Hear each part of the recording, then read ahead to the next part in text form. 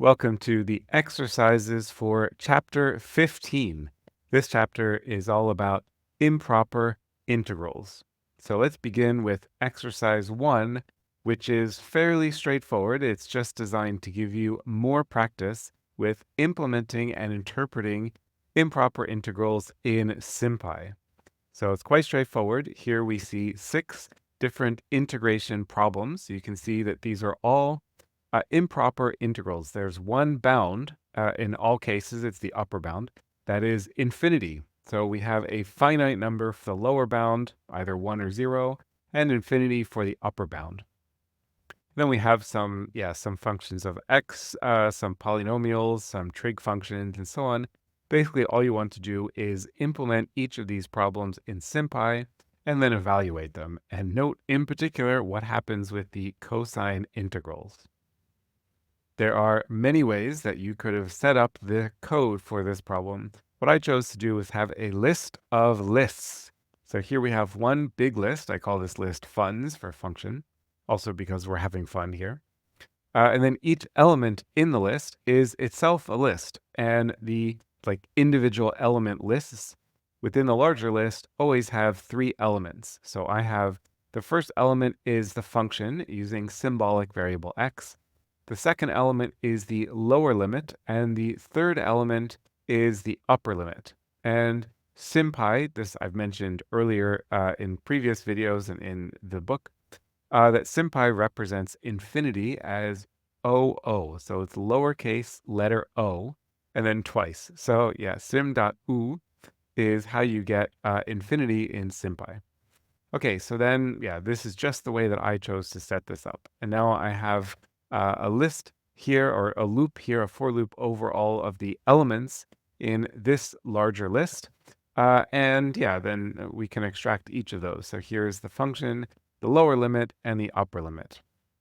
Here I am basically just using sim.integral with a capital I. This just displays the actual integration problem. This is just for visualization. The output of this is actually just essentially a SymPy visualization object that I convert into LaTeX here. And then this is doing the actual meat and potatoes work. Here we are actually integrating this function for the variable x from the lower bound to the upper bound. Okay, pretty straightforward in terms of code. Once you've set it up for one problem, you've set it up for all the problems. And then here we see, it's interesting to see which of these functions will integrate to a finite number, like these two, which will integrate to an infinite number, or infinity, like this problem here. This is related to convergence and divergence, which is the topic of 2 exercises that are coming up. And of course, I discussed these in the book. And then, this is also an example of convergence. And these are interesting examples. Here, SymPy is unable to numerically resolve this definite integral for reasons that I explained in the exercises of, I don't remember if it was the previous chapter or 2 chapters ago, but some other exercises earlier in the book. This one is also interesting. I discussed this in a chapter. Essentially, this definite integral is not a finite number, so it's not a specific particular number, but it is bound by -1 and +1 because the cosine function is infinitely oscillating. So this improper integral does not have a finite integration, but it also doesn't have an infinite integration. It's just the accumulation of numbers between -1 and +1. Welcome to exercise 2 of chapter 15. Here we are going to use SymPy and matplotlib to explore the rule about convergence of power functions. Remember from earlier in this chapter that the convergence rule is basically about the values of p in the function x to the power of p, such that an improper integral with an infinite bound will either converge to a finite number. Maybe that number is 1. Maybe it's pi times 1.7 to the power of e, whatever. It's a finite number, or that would be convergence, or if it diverges, meaning that the area continues to grow. The cumulative sum of this improper integral continues to grow without bound, and then the integral, the definite integral, would be infinity. Okay, so what we are going to do is explore this idea. So here's what you want to do. Basically evaluate this integral here from 1 to infinity of the function x to the power of p for a range of p's. So from p ranging in 21 values between -3 and +1. So that's done in a for loop. That's the basic idea. And then inside the for loop, what you want to do is these 5 steps. So implement the function x to the power of p as a SymPy expression. We want a symbolic object here. And then the second part is to obtain the indefinite integral using sim.integrate. And the reason why you want the indefinite integral is because we're going to do some visualization. That comes in step 5. Okay, and then step 3 is to calculate the definite integral. Now, I want you to solve this by directly implementing the fundamental theorem of calculus part 2. So that is, you're not going to use sim.integrate to calculate the definite integral. Instead, you are going to write out the code to find the result of taking f, so the indefinite integral of this function, at infinity minus the indefinite integral evaluated at x equals 1. So this is just the direct implementation of the FTC2. Okay, so that's step 3 inside this for loop. Step 4 is to determine whether the result here, this result, which is this integration, is finite or infinite. Now, it doesn't matter for this particular exercise. It does not matter what the value is. We don't care if that value is 1 or minus 2.3. It doesn't matter. What we want to know is whether the number is finite or infinite. So whether it converges or diverges. Now, there's a couple of reasons why I said, that we don't care about the actual value. First of all, we're going to explore the convergence value in the next exercise. And also for this exercise, I want you to know how to determine whether a number, whether a result in SymPy is finite or infinite. There's a particular piece of code that you can use in SymPy to determine whether a symbolic object, whether a symbolic number, is finite or infinite. And then finally, step 5 is to visualize. So your visualization, your plot is going to look like this. So we have 2 panels here. Panel A shows the indefinite integrals. So here you see the black lines correspond to each of the values of p for x to the p. Now, I haven't actually labeled each of these lines, but I have colored them according to whether they converge or diverge. So all of the lines drawn in black are functions, so they're x to the p for any value of p that converges. And it doesn't matter what the convergence value is. It doesn't matter what the exact value of p is. For this plot, that totally is fine. It doesn't matter. You just want to know whether it converges or diverges. And then, of course, all the gray lines diverge. So that means that all of the functions corresponding to the black lines are functions where when you integrate up to infinity, you get a finite area. And for the gray lines, these are functions that continue to grow unbounded. Okay, and then we have these, in panel B here, we see p on the x-axis. It goes from -3 to +1 in 21 steps. And basically, I just drew them as 0 or 1 with black square if they converge and gray square if they diverge. So a little bit of exercise regarding visualization in Matplotlib. Here is where I specify the range of p values, so -3 to +1 in 21 steps. Here is the range of x-axis grid location, so I just chose to make these all positive values. That actually helps with some of the exponent values. Okay, and then here's the big loop where I go over the different values of p. So here is where I calculate the indefinite integral. In SymPy, here's where I'm calculating the definite integral using the fundamental theorem of calculus part 2. So we just take the integral, the indefinite integral evaluated at infinity, which is the upper bound, minus the indefinite integral evaluated at 1, which is the lower bound in this particular exercise. And then here is the key method in SymPy to determine whether a numeric result is finite or infinite. So defint, that is the output of, or the result of this fundamental theorem of calculus part 2. And then I just say dot for a method, and then is finite. This is going to be true or false. The result of this expression will be true if this is a finite number, and it will be false if it's an infinite number.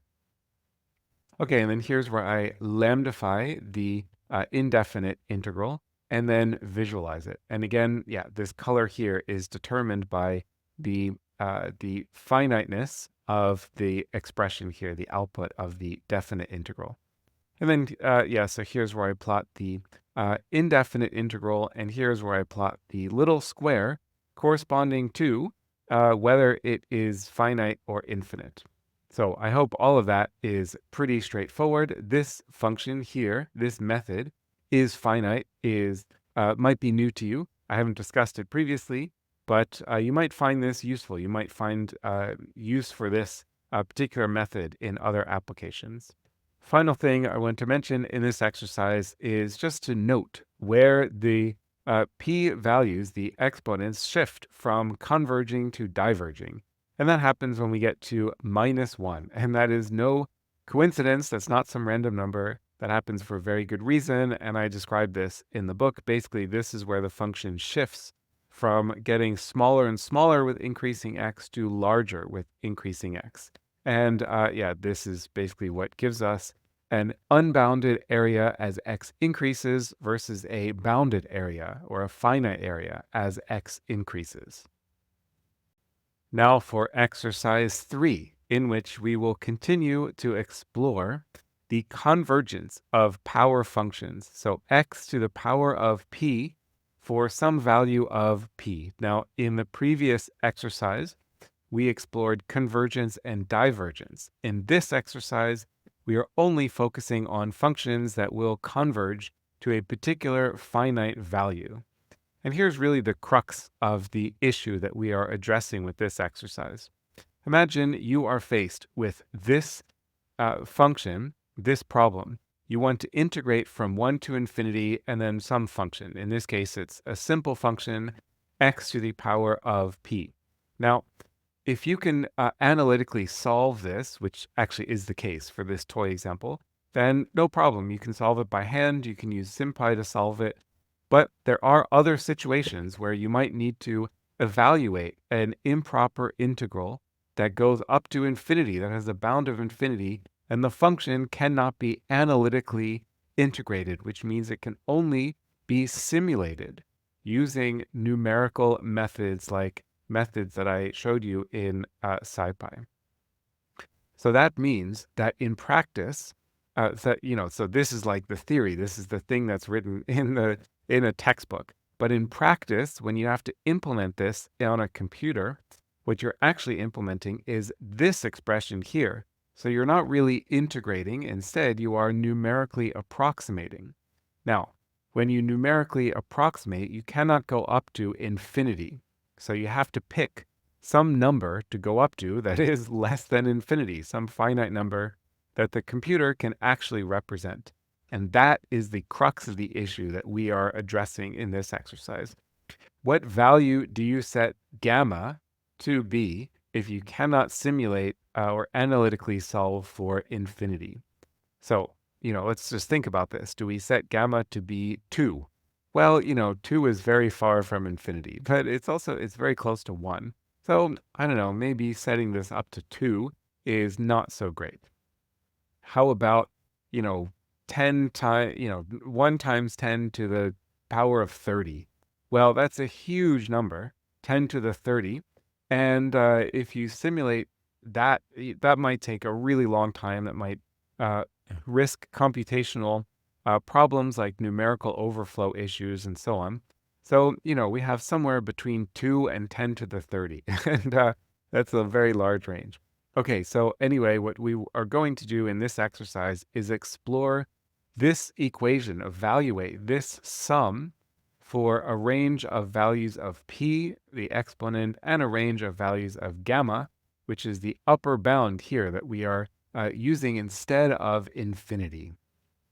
Okay, so you want to use 21 values of p between -3 and -1.5. Now, this means we learned from the book, but also from the previous exercise, all of these functions are going to converge. So these are all going to be convergent functions here, and then we want to evaluate each of the functions or each of these approximations of the definite integral for a range of values of gamma between 2 and 10 to the power of 5 in 43 logarithmically spaced steps. Okay, and then you can generate plots that look like this. So I think this plot here in panel A is pretty straightforward. The different lines correspond to different values of p. And then, yeah, we have x plotted just up to 10 here. So from probably 0.1 or 0.01, x equals 0.01 up to 10, and evaluating the function, and each value of p is a different grayscale value. Okay, so that's pretty straightforward. I think B is a little bit more complicated to look at. So here, x axis is not the value of x, so we're not evaluating this function over values of x here in this plot. Instead, these are the upper bounds. So these are the values of gamma that we are simulating in this expression here. Okay, so relatively small values of gamma close to 2 versus, those would be here, versus relatively large values of gamma up to 10 to the 5. Those are plotted here to the right. And then on the y-axis is the definite integral. So this is the result of evaluating this Riemann sum for this particular function value of p and this particular value of gamma. So that's what you see here. So it looks like lines, but it might be easier for you to think about these visual representations as being dots. So forget about these being lines, think about these as being dots. And each dot corresponds to a pair of parameters that we are simulating. So one specific value of p, one specific value of gamma. So the gamma corresponds to the x-axis location, the p corresponds to the color, and then, whatever the area happens to be is where that dot gets plotted. Okay, so I hope that makes sense. I'm going to switch to Python now and show you the code, and then I will interpret this result and say a little bit about the implications and what this means for calculating definite integrals, improper integrals in practice. Here I am specifying the range of values of p. So these are linearly spaced numbers between -3 and -1.5. And then, yeah, here this is going to be the grayscale values that go from 0, which means completely black, to 0.9, which means very, very light gray. And of course, we have the number of grayscale values corresponds to the number of lines or the number of functions, which is the number of exponents that we are evaluating. Okay, and then here I have the upper limits. These are logarithmically spaced between 2 and 10 to the 5. And there's 43 of those. Okay, and then let's see, here I have the for loop where I'm looping over the range of values of p, which are the exponents in the function. Now we actually need a double for loop here because we are evaluating that expression, that Riemann sum, over different values of p and also over different values of gamma for the upper bound. So here I create the function and then I lambdify it. And this gives me a lambda function that I can evaluate for different values of this expression here. This is just plotting, that's panel A. This part is pretty straightforward. Here is the second for loop. This is where we are looping over the range of what I call gamma in the book. And here I'm calling it Python variable upper limbs. So the upper limit. The lower limit is always 1. The lower bound of integration is hard-coded to 1. And then we are varying in this for loop the integration over the definite integral from 1 to these various values of gamma, or the upper bound of integration. Okay, so that's done in a for loop. We're getting definite integrals. And then here we are plotting all of those definite integrals. So I hope that once you see the code, it's pretty straightforward to interpret what that plot means. Now, getting that color bar to let me generate this first so I can show you the color bar. Here we see, exactly the function values and this plot that I showed in the book. I will discuss this in a moment. I just want to discuss briefly this color bar here. So the color bar, the value of the colors, corresponds to the exponent p. That is tricky to get to work. It took me a little bit of time to get this to work, and I had to get some help from ChatGPT to figure this out. But this is the code that gets that color bar to work. Okay, so now let us discuss what this function actually means and what the implications are. So the implications of this function, of this graph, is that when we are calculating the area, the definite area of an improper integral, we do not necessarily need to evaluate the function up to infinity. As I mentioned in the start of this video, if the function can be analytically integrated, either you doing it by hand or letting SymPy do it, then that's great. Then you really can evaluate the function or the indefinite integral at x equals infinity, or maybe it's minus infinity. But there are many, many cases in applied mathematics, in particular in data science, in simulations, computational sciences, where you have a improper integral that cannot be analytically evaluated. So you need to choose an upper bound. And the purpose of this exercise is to show you that the upper bound does not necessarily need to be absolutely galactically, universally huge. It can be some relatively large value of x.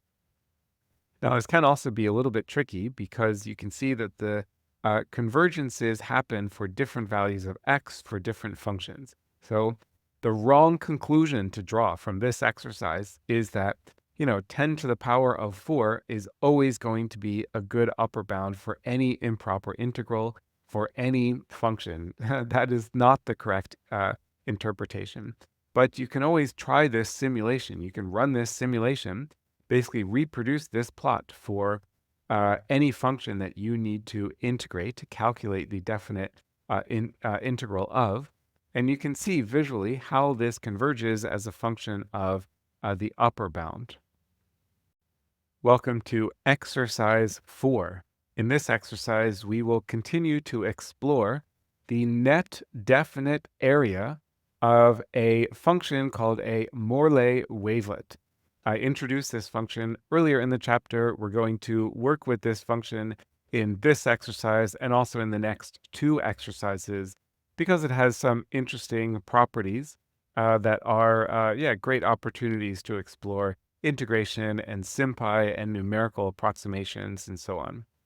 Now, when I introduced this function, and I'll scroll up in a minute to show you this equation, but essentially it's just a Gaussian multiplying a cosine wave.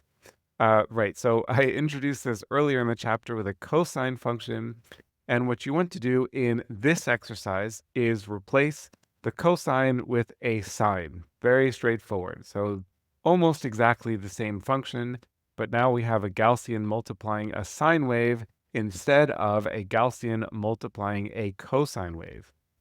And then try to integrate that using SymPy. And what happens? And I will show you in the code, we will discover something bad happens. Basically, SymPy is unable to analytically determine the net area of this function. And that brings us to the second part of this exercise, which is to implement the function in NumPy and then numerically approximate the net area using SciPy. You are now familiar with a few different methods in the SciPy integration library for calculating definite integrals. You can use whichever of those methods you like.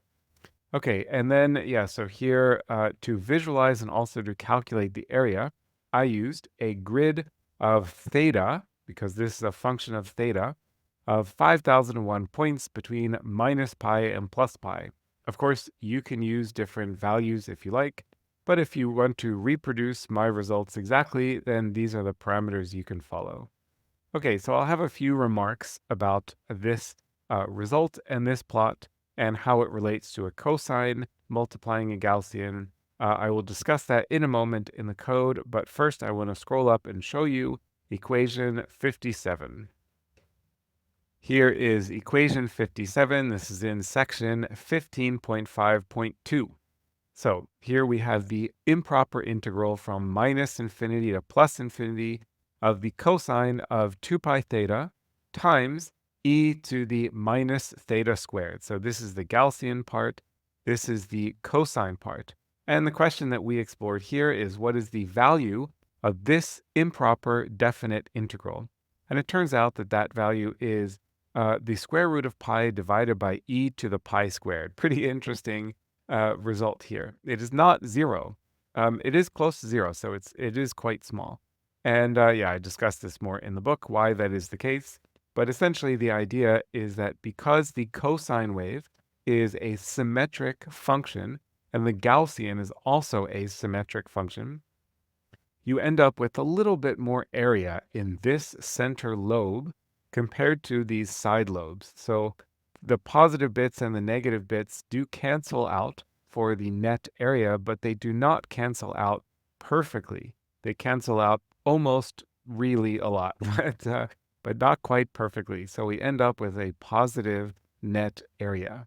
Okay, so now we're going to figure out what happens when we implement exactly this same, same figure here, same function here, just this is a sine instead of cosine. Here you can see my attempt to integrate this function as a symbolic expression of theta. So I have sine of theta times e to the minus theta squared. Now I don't have the 2 times pi in here because it turns out we don't actually need that because we're going to get an error anyway.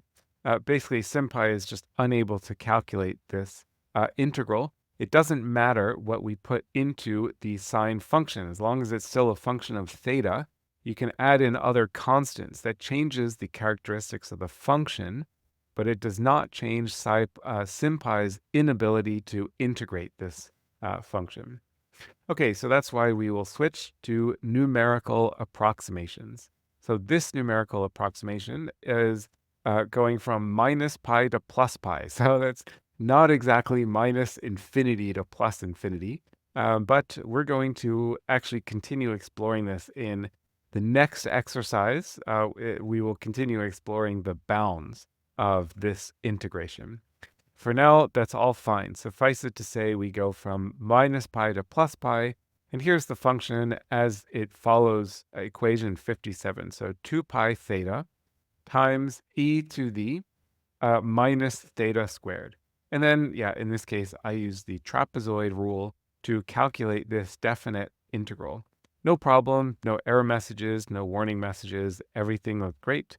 I don't actually show the result here, but that's fine. I show the result in the plot over here. Here you can see the plot, and yeah, the area is not exactly 0, but it's really, really, really remarkably close to 0. It's certainly much closer to 0 than what we saw for the cosine function. And the reason why that happens is that the Gaussian is an even function and the sine is an odd function. So now the area of this lobe here and the area of this lobe here are basically perfectly balanced. They perfectly cancel each other out. And then the area here and the area here cancel each other out. The area here and the area here cancel each other out, and so on. And we do not get an exact value of 0, basically just because we are not evaluating this function from minus infinity to plus infinity. So I'm going to stop the exercise, stop the video here because this is a complete conclusion of this exercise. But what I encourage you to do is explore this a little bit more by increasing the bounds of integration. So instead of minus pi to plus pi, you can try maybe minus 10 times pi to plus 10 times pi. So you can explore that a little bit and see what happens to this ludicrously tiny number here. The goal of exercise 5 is to explore the impact of the frequency of the Morley wavelet on the net area of this improper integral that we can approximate using numerical methods. So in particular, you want to implement these two expressions in a for loop. So we have the improper definite integral from minus infinity to plus infinity of the sine or the cosine of f times theta times e to the minus theta squared. Okay, now f is a parameter that you will manipulate in a for loop, and it's going to range from 1/2 to 4 pi. Now, the impact of a multiplicative scalar inside a trig function like sine or cosine is to make the cosine function oscillate faster. So if this is a small number or a number closer to 0, then the sine function goes up and down more slowly. And as f increases, then we get faster fluctuations of the sine wave or the cosine wave. Of course, sine and cosine are basically the same function. They're just shifted versions of each other, phase shifted versions. Okay, so implement that and then calculate the net areas of these two functions using numerical approximations, and then store those for the different ranges of, or the different values of f that you see in here, and plotted for the cosine waves that is in the gray lines, and for the sine waves, and that is in the black line down here. So I'm going to have some remarks about this result and this figure after walking you through my Python solution. After having gone through the previous exercise, I hope that this exercise was pretty straightforward to implement. A lot of the code from this exercise you can just copy paste from exercise 4. Okay, so here is where I create a vector of frequencies, goes from 1/2 to 4 pi. And then here is the for loop over the different frequencies. So yeah, here I'm looping over all the different frequencies. You can see that I'm creating the cosine wave and the sine wave in NumPy. And these two lines of code are nearly identical. The Gaussian is the same. All of this stuff is the same. The question is whether we are using a cosine or a sine wave. And then also these two lines of code are basically identical. I'm using now the trapezoid method to approximate numerically the net area of these functions. And yeah, so either the sine wave or the cosine wave.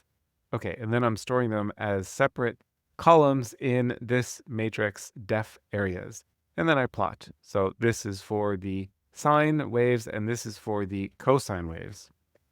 Pretty straightforward. So what do we make of this figure? What does this tell us about integration and Morley wavelets? Well, you can see that as the frequency increases, so as the number of cycles per unit of time or space increases, the net area goes down to 0. Now, it's certainly, we cannot determine from this plot whether it is exactly 0, but it's certainly asymptoting to some number that at least visually is indistinguishable from 0. And of course, at the limit, this really does go to 0.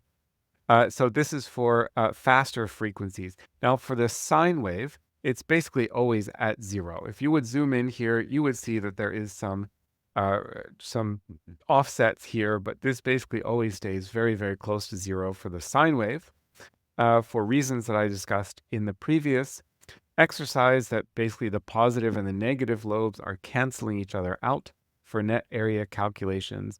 And for the cosine wave, basically, because both functions, the cosine and the Gaussian, are even functions, that center lobe of the cosine wave is dominating the net area when the frequency is very low. But as the frequency increases, we're having more cancellation between the positive lobes and the negative lobes of the cosine wave.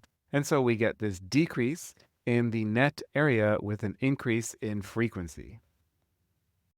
Welcome to exercise 6, in which we will continue exploring the definite integrals of Morley wavelets. This exercise follows up from the previous two, so I definitely recommend having gone through exercises 4 and 5 before working through this one. Okay, so what you want to do in this exercise is generate 30 Morley wavelets with frequencies ranging from pi over 10 to 6 pi. Okay, so that is the same formula that we used in the previous exercise. Now, in the previous exercise, we were comparing sines with cosines. Now, in this exercise, we are only focusing on cosine waves. So just equation 78. You don't have to worry about the sine for this particular exercise. Okay, so here is parameter f. We manipulated this in the previous exercise, and here you're going to manipulate that f parameter again. In this case, the values are slightly different from the previous exercise. So here you want to have f range from pi over 10 to 6 pi in a for loop over 30 different steps. So 30 steps between these two frequencies. In every one of these cases, you want to use 5001 values of theta between minus 20 pi and plus 20 pi. So a really big range relative to what we've been simulating before. For example, just minus pi to plus pi. Okay, and then you want to use SPI.trapezoid to approximate the net area and also the total area from these bounds from minus 20 pi to plus 20 pi. Okay, so these are numerical approximations. You can then generate this figure here. And over here, we see some Morley wavelets. This is just to give you a visual example, an idea of what these functions look like for different frequency parameters. So this black line here, you barely see any oscillations. You only see the one positive lobe because the frequency here is so small. And then you see the lighter lines are getting faster and faster, so the oscillation has a higher frequency. Now, in the code, you actually generate the data from minus 20 pi to plus 20 pi. But for visualization, I limited the x-axis range from minus 2 to plus 2. So that's just to focus the visualization to allow us to interpret these functions a little bit better. Furthermore, I only visualized every 9th wavelet. I think I did every 9th or something like that. Just, you don't want to visualize all 30 of them because the plot just starts to look messy. Yeah, so you can explore around with this. Maybe you want to plot only 3 wavelets, or maybe you do like how it looks with all 30 wavelets plotted on top of each other. Totally fine, that's up to you. These are just visualization options. Okay, and then in panel B, we see the key results from this exercise, which is the net area and the total area. Now, the net area, you see, starts off being non-zero, and it goes down to 0 as we increase in the frequency of this cosine. Exactly the same as in the previous exercise. So what's new is the total area. And here you see this also converges to some value that stays the same regardless of the area, of the frequency. And then it does start a little bit higher. I will have a few remarks about this plot when I show you the Python code. The last thing to do in this experiment is just to explore around a little bit. You don't have to do this too systematically, although you can if you want to, but just in an informal fashion, explore the impact of the theta resolution on the results. So all of these results are made using 5001 points. And then what you can try is using, 500 points or maybe 50,000 points. So basically, just to explore qualitatively what happens to this figure, these results, this pattern of findings, when the resolution of theta changes. Here is the vector of frequencies, so pi over 10 to 6 pi. Here are the x-axis values that I'm using to evaluate this function. So 20 pi around 0, or yes, 40 pi in total, minus 20 pi to plus 20 pi in 5001 steps. Here inside this for loop over frequencies, I'm creating the function.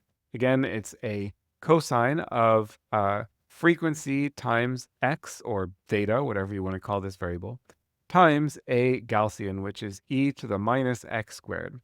Here I'm calculating the net area, and here I'm calculating the total area.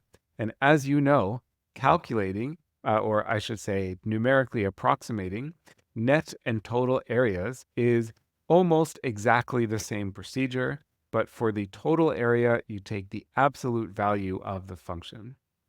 Okay, and then here is where I plot only selected uh, cosine waves. And actually, I think I will get rid of this just for a moment, just so you can see what it looks like with all of the cosine waves plotted on top of each other.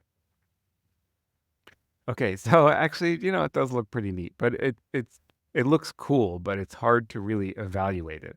So that's why I think showing only every, ninth, 10th, second, fifth, whatever you want, looks a little bit maybe less t-shirt worthy, but a little bit easier to interpret.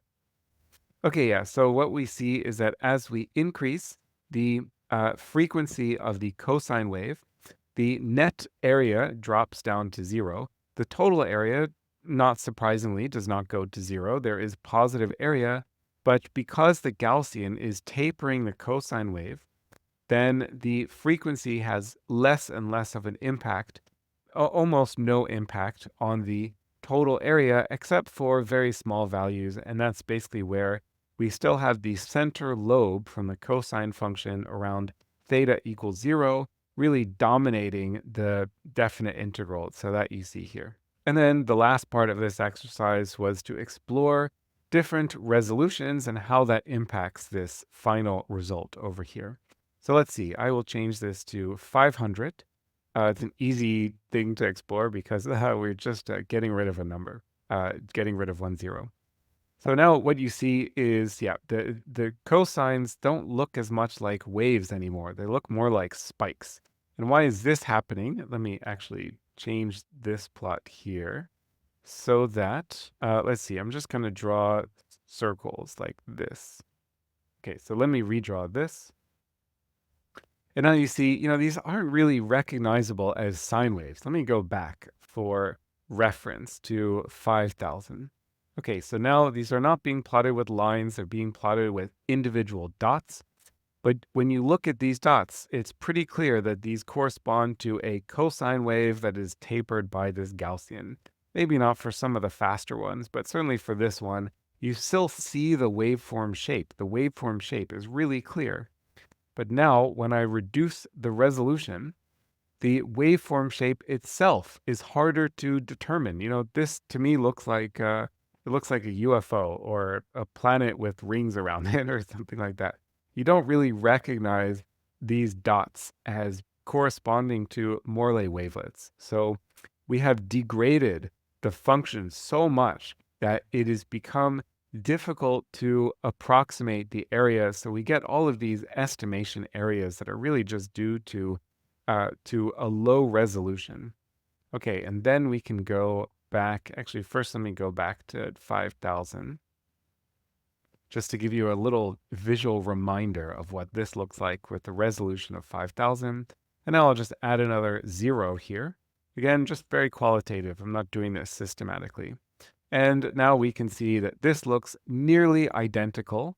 You would have to plot both of them on top of each other to see if the functions really changed. But I think they'd have, certainly the conclusions that you would draw haven't changed. So this leads to an interesting discussion and decision that comes up a lot in computational simulations, computational sciences, which is what is the proper resolution of estimating a function and simulating data. On the one hand, in these simple toy examples, it's very easy to say, sure, let's do, why not 50 million? Let's just make it like super ultra mega high resolution simulations. And okay, maybe it's taking a little bit longer. It's taking, I don't know how long this will take, maybe 10 seconds instead of 1 second. But you can imagine that if your simulations involve lots and lots of calculations, something like this might take, might start to take weeks of computation time versus something like this, which maybe takes, I don't know, an hour of computation time. So this is still going, actually. It still hasn't finished. And so, you have to start thinking about what is the real benefit of ultra high resolution.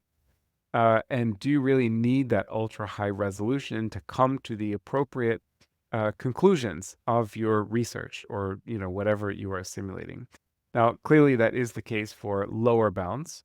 And whether it's also works for upper bounds is a question that you need to explore. By the way, I think I've crashed Python here, so I think I'll close the video without being able to show you the results from that ultra high resolution simulation. Now for exercise 7 of chapter 15. There are multiple parts to this exercise, and I'm going to keep switching back and forth between the book text and Python to discuss each of these parts in turn. So the first part is to implement these two functions here, f1 and f2, in SymPy, and then try to use SymPy to get an antiderivative for these two functions.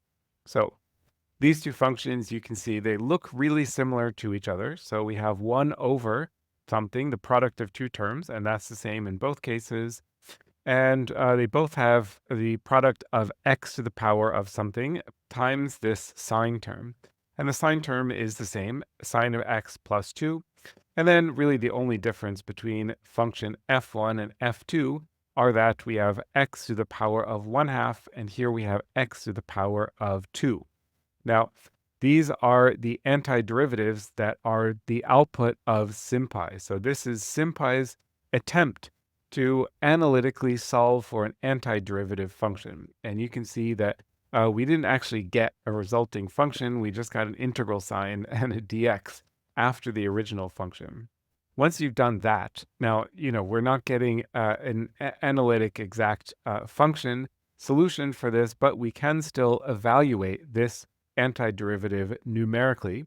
And that is the result of the next part of this exercise, which is to visualize the two functions, f1 and f2, and their antiderivatives evaluated numerically. This graph starts off at pi, and it goes up to 10 pi. Okay, now there's more to the exercise, but first I'm going to switch to Python and just work through the code to get up to this point. Here is where I create the functions, so symbolic variable x, and here you can see the functions f1 and f2 are very similar to each other. They both have this sine term here, and then we have the square root of x and x squared. And here's where I'm displaying the two functions and attempting to display their integral. So I'm trying to integrate these two functions, and yeah, as I mentioned in the book, a moment ago, we don't actually get an analytic solution to an indefinite integral. Instead, we just get an integral sign and then exactly the same function. So what this is telling us is that SymPy is not able to determine an exact formula for the antiderivative, for the indefinite integral. Nonetheless, we can still evaluate these indefinite integrals using numerical approximations. And here I'm using cumulative underscore trapezoid, this method in the SciPy integration library. You can also use the cumulative Simpson method, totally fine.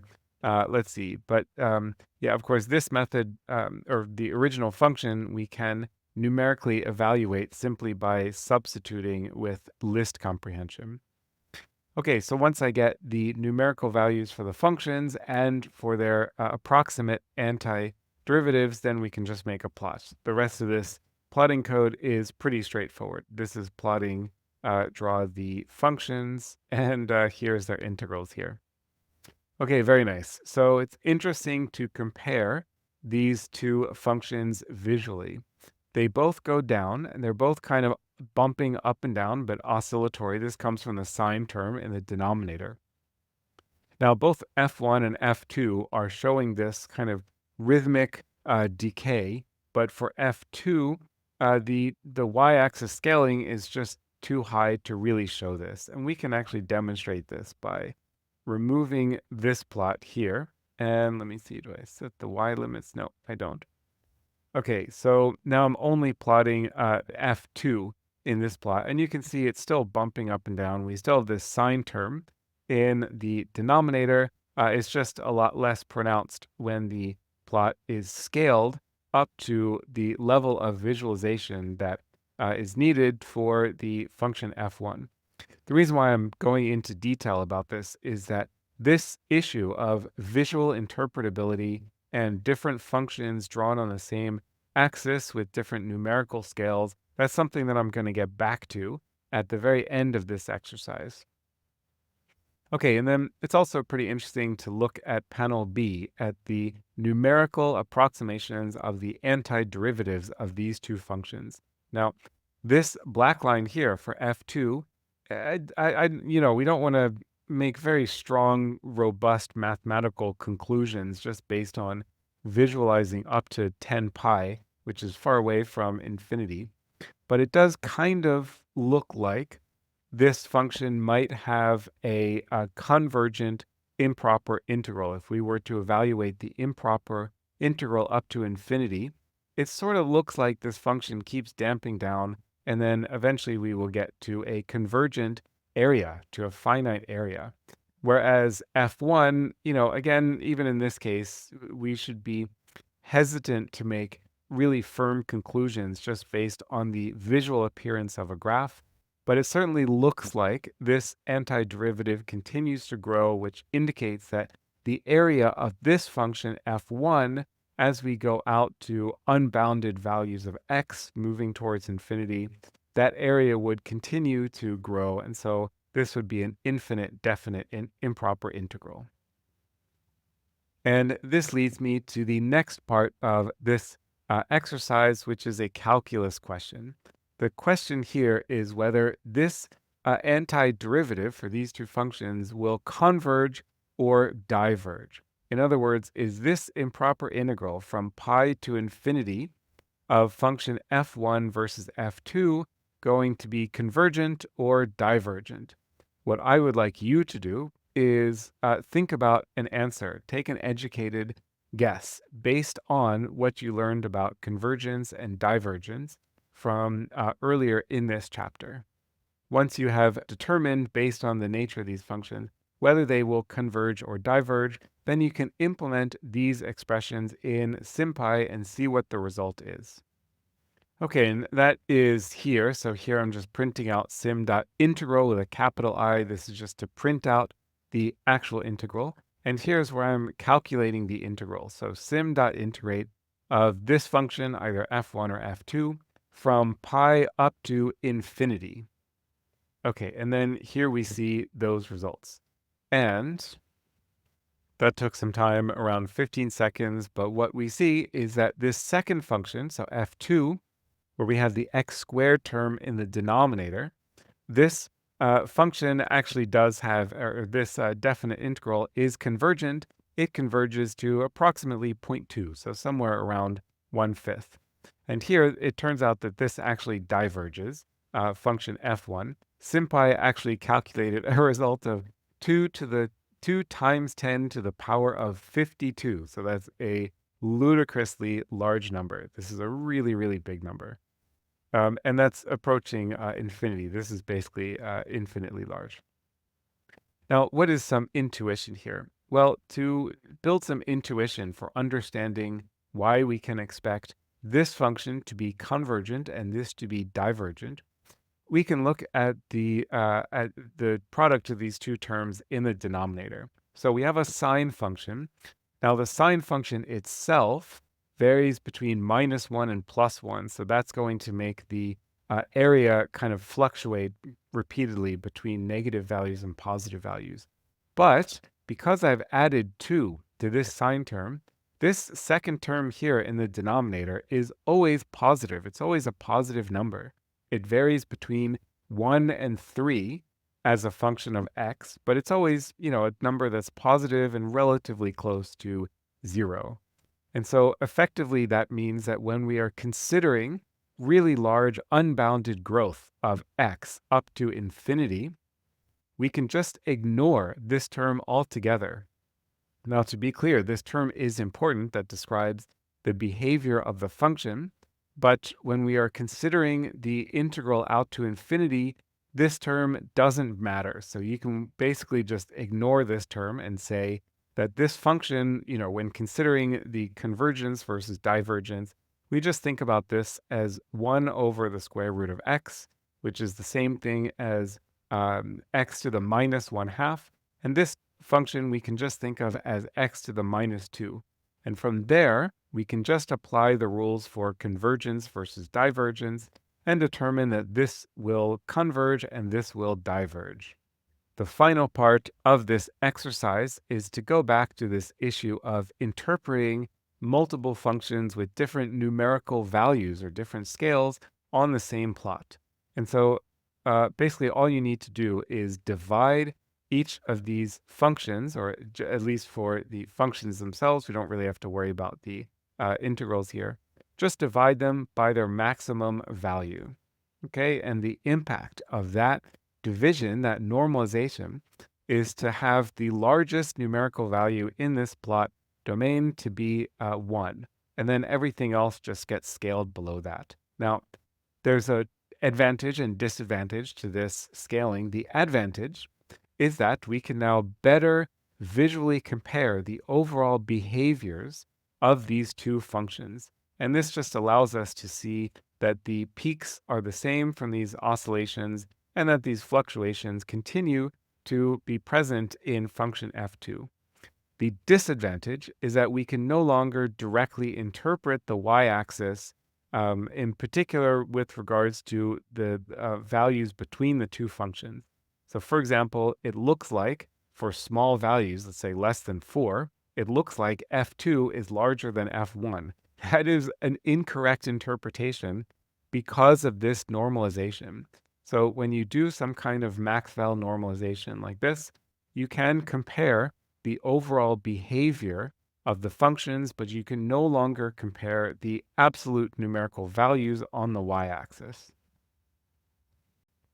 Welcome to exercise 8. In this exercise, we are going to explore the sinc function. We have explored this function in previous chapters. It is simply the sine of x divided by x. I think I have that printed over here. Yeah, this is called the sinc function. Here you see it visualized, and here you see its numerical approximation of the antiderivative. Okay, so you want to start by implementing the sinc function in SymPy and calculate its indefinite integral and print those out in SymPy using LaTeX coding to produce a figure that looks like this. So here's the function, sine of x divided by x. And now the output is this funny looking thing. It's we don't get any elementary functions that we might expect, like power functions or trig functions. Instead, we get this term called capital SI. This is the sine integral. It turns out that the antiderivative of the sinc function cannot be expressed using elementary functions such as polynomials or basic trig functions or other transcendental functions that you're familiar with, like log and exponentials. Okay, so there's a unique special function that just for the sinc function to integrate the sinc function. Okay, and then you want to make this plot. So we see the function itself. This is the numerical antiderivative. This is the approximation that you can calculate from this function here using SciPy. Okay, so you generate this sinc function from, let's see, this is minus 14 times pi to plus 14 pi using a delta x of 0.01, so resolution of 0.01. Once you have obtained this sinc function, you can use the SciPy library to calculate or to approximate its numerical indefinite integral, and that's what you see plotted over here. Here I've also drawn a dot at the limit value of this function here. Now, of course, the function value is undefined at x equals 0 because we end up with 0 over 0. But you know from chapter 4, I think the chapter on limits, I believe that was chapter 4, that the limit is 1 as x approaches 0. That's also consistent with the visualization. Okay, so generate a figure that looks like this. There's another part to this exercise. I will come back to that after first showing you the Python code for this figure. So here I'm creating the sync function, and here I'm displaying the function and displaying its integral, its indefinite integral from SymPy. Yeah, and as I showed in the book, you get this funny little looking function, SI, for sine integral. Here is where I'm creating that figure. I'm specifying delta x to be 0.01, and we range from minus 14 pi to plus 14 pi. And if we want the exact value of 14 pi to be present in this vector here, then we need to add a little bit to this upper value because this upper boundary here is exclusive. This is an exclusive upper bound. So I just add dx to this so that the top value of xx is 14 times pi. All right, and then here is implementing the function using NumPy. Now you could have also evaluated this directly from the SymPy expression, but this is such a small function that I chose to just rewrite it in NumPy. Okay, and here I'm getting the numerical approximation of the function using the cumulative trapezoid method. So far, so good. And let's see what we have to do for the next part of this exercise. The next part of this exercise is to determine the following definite integral. So the sync function, the area under the sync function from 0 to 1. Now, when we look back at this plot, we can see that from 0 to 1, it's actually a very slim sliver in this plot. This goes all the way up to like 45 or whatever, because this is 14 times pi. So the integral from 0 to 1 is actually just a really small piece of this entire function. And so, therefore, what you can do is re-evaluate this equation, the sync function, but using a higher resolution. So here you can use delta x equals 0.001 to generate this figure. Now, this is just a zoom-in version of the previous figure, right? That went from minus 14 pi to plus 14 pi. Here we have, looks like minus 0.1 to 1.1. And I'm highlighting the area that we want to calculate. Okay, so this is the definite area. Here's its numerical antiderivative. This is almost a linear function in this restricted domain. Of course, this is a highly nonlinear function in general, but when you zoom in, many nonlinear functions start to look linear. I think you can see a little bit of a bend here, but it's almost a straight line. Okay, anyway, and then after making this visualization, you can calculate the area, the definite area, twice. Once using SymPy and once using SciPy approximation. When you calculate this approximate area using SciPy, then you can apply directly the fundamental theorem of calculus part 2 based on the numerical antiderivative that you approximated here. So that is, use the output of the cumulative trapezoid function instead of calling just the trapezoid function. Again, that is just another opportunity for you to really refresh and understand what the fundamental theorem of calculus involves. Here's the code for the second part of this exercise. It is nearly identical to the code that I just showed for the first part, the first visualization. I'm changing the delta x, I'm changing the range of values, but otherwise it's almost exactly the same code. So you certainly shouldn't struggle with this part. Okay, great. And now for the final answer. Here I have the SymPy result. So here I'm evaluating this numerical integral. And actually, I want to just show you what this looks like without using eval_f, this method. What am I missing here? Okay, so we are evaluating this function here, the symbolic expression of the sync function for variable x between 0 and 1. And the result of that is just si.1. So therefore, that's why I use this eval method to convert this into an approximate number, a floating point number from this sinc integral function. Okay, and then here you can see this variable fx underscore I. This is the output of SPI.cumulative trapezoid for the function. So simulating the function, calculating the cumulative sum using the trapezoid method, using delta x, which is higher resolution than before, and this is the numerical approximation of the indefinite integral. And then we evaluate that at x equals 1, and we evaluate that at x equals 0. These are variables I defined here. And this gives us the fundamental theorem of calculus part 2, which is how we calculate the definite integral of a function. So the area under the sinc function between 0 and 1. And you can see the results are not exactly identical, but they are quite close. If you like, if you're curious, you can try comparing the match between the SymPy result and the SciPy result for different values of delta x. So you can see what happens when delta x is more coarse versus what happens when delta x is a little bit finer. That's not explicitly part of this exercise, but the kind of work that I encourage you to explore.